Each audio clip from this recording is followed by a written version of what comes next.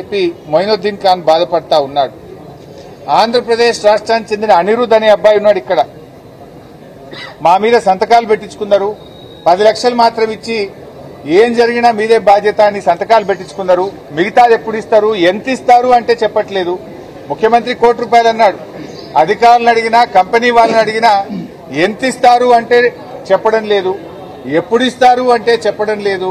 మాకేం అర్థమైతలేదు సార్, మమ్మల్ని ఆదుకోండి అని చెప్పి ఆంధ్రప్రదేశ్ చెందిన అనిరుద్ ఇక్కడ మాట్లాడుతూ ఉన్నారు.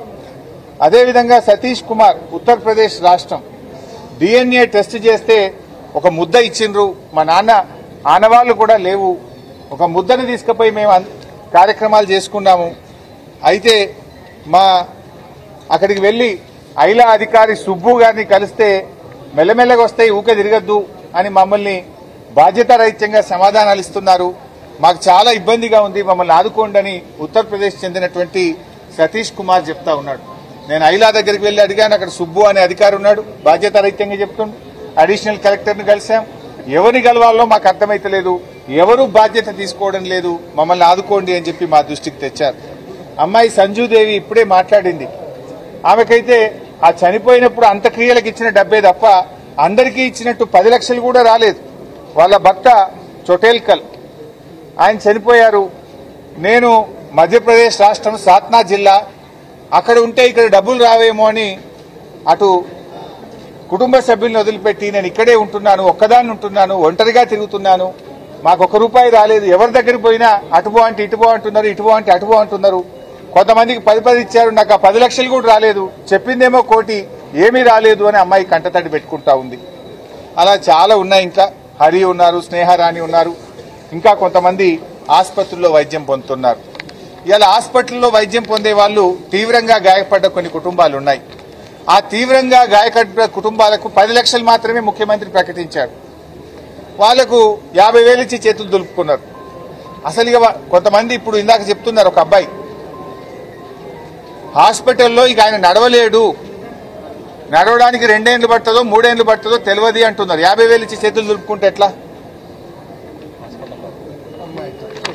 ఈ అమ్మాయి సుష్మా, కరీంనగర్ జిల్లా జమ్మికుంటకు చెందిన సుష్మా చాలా తీవ్రంగా గాయపడ్డది. 50,000 ఇచ్చి చేతులు దులుపుకున్నారు.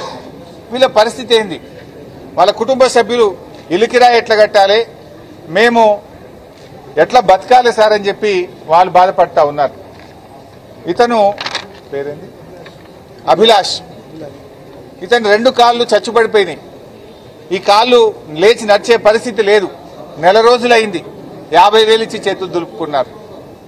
తీవ్రంగా గాయపడిన వాళ్లకు 50 లక్షల రూపాయలు ఇచ్చి నెల నెల వేతనం ఇచ్చి ఆ కుటుంబాలను ఆదుకోవాలని చెప్పి మేము డిమాండ్ చేస్తున్నాం. ఇచ్చింది 50,000. ఇప్పుడు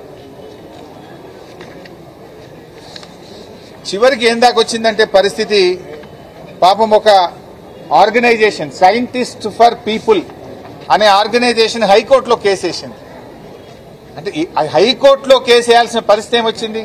రాజకీయ సంస్థలు కాదు, రాజకీయ పార్టీలు కాదు, రాజకీయ నాయకులు కాదు, స్వచ్ఛంద సంస్థలు, సోషల్ ఆర్గనైజేషన్స్ ఈ కుటుంబాలను ఆదుకోండి అని చెప్పి హైకోర్టులో రిట్ పిటిషన్ వేసి వీళ్ళ తరఫున పోరాడే పరిస్థితి వచ్చింది. అంటే ప్రభుత్వం ఫెయిల్ అయితేనే కదా హైకోర్టుకు పోవాల్సి వచ్చేది. ప్రభుత్వం మంచిగా పట్టించుకుంటే ఎందుకు హైకోర్టుకు పోతారు? సైంటిస్ట్ ఫర్ పీపుల్ అనే ఆర్గనైజేషన్ ఈరోజు హైకోర్టుకు వెళ్లి ఆ కుటుంబాలను ఆదుకోండి అని చెప్పి పోరాటం చేసే పరిస్థితి ఏర్పడ్డది. ఇది పూర్తిగా ఈ ప్రభుత్వం యొక్క వైఫల్యం. ఇంకా బాధ కలిగేది ఏంటంటే, అసలు మరణించిన వాళ్ళెందరూ, క్షతగాత్రులు ఎందరు అనే సమాచారం అధికారికంగా ఈ రోజు వరకు ప్రకటించలే. కరెక్ట్ లెక్క ఎందరు చనిపోయినరు, ఎందరు తీవ్రంగా గాయపడ్డారు, ఎందరు తక్కువగా గాయపడ్డారు, ఆ వివరాలే ఈ రోజు వరకు అఫీషియల్ గా చెప్పట్లేదు. తర్వాత మృతుల్లో ఎంతమందికి డబ్బులు ఇచ్చారు, గాయపడ్డ వాళ్ళకి ఎంతమందికి డబ్బులు ఇచ్చారు, ఎవరెవరికి ఎంత ఇచ్చారో చెప్పిందా ఈ రోజు వరకు? అఫీషియల్ గా ఎందుకు గవర్నమెంట్ చెప్పడం లేదు? ఎందుకు దాచిపెట్టే ప్రయత్నం చేస్తున్నారు? చనిపోయిన వాళ్ళ పేర్లేంది, ఎవరెవరికి ఎంత డబ్బు ఇచ్చారో అఫీషియల్ గా చెప్పండి. క్షతగాత్రులు ఎవరు, వారికి ఎంతెంత డబ్బులు ఇచ్చారో అఫీషియల్ గా చెప్పండి. అంటే మొత్తం దాచిపెట్టే ప్రయత్నం చేస్తా ఉన్నారు. అసలు కొంతమందికి 10 లక్షలు ఇచ్చారు, కొంతమందికి 10 లక్షలు కూడా ఇవ్వలేదు, కొంతమందికి 15 లక్షలు ఇచ్చారు, కొంతమందికి ఆ 15 లక్షలు కూడా ఇవ్వలేదు. అందువల్ల ఇప్పటి వరకు ఎవరెవరికి ఎంత నష్టపరిహారం ఇచ్చారనే వివరాలను వెల్లడించడంలో గోప్యంగా ఎందుకు పెడతా ఉన్నారు? ఈరోజు సమాధానం చెప్పాల్సిన అవసరం ఉంది. ఇది ఎఫ్ఐఆర్ కాపీ. ఈ ఘటనలో చేసిన ఇది ఎఫ్ఐఆర్ కాపీ. ఇదేమో కంప్లైంట్. ఇది ఎఫ్ఐఆర్ కాపీ, ఇది కంప్లైంట్. కంప్లైంట్ ఏమిచ్చారు? చనిపోయినటువంటి జగన్మోహన్ యొక్క కొడుకు యశ్వంత్ ఇచ్చినటువంటి కంప్లైంట్. చనిపోయిన కార్మికుడు జగన్మోహన్ చనిపోతే ఆయన కొడుకు యశ్వంత్ కంప్లైంట్ ఇచ్చాడు. ఆ కంప్లైంట్ లో ఎంత స్పష్టంగా చెప్పారంటే, ఈ సిగాచి కంపెనీలో పాతబడిన మెషినరీ ఉండడంతో ప్రమాదం సంభవిస్తుందని ఎన్నోసార్లు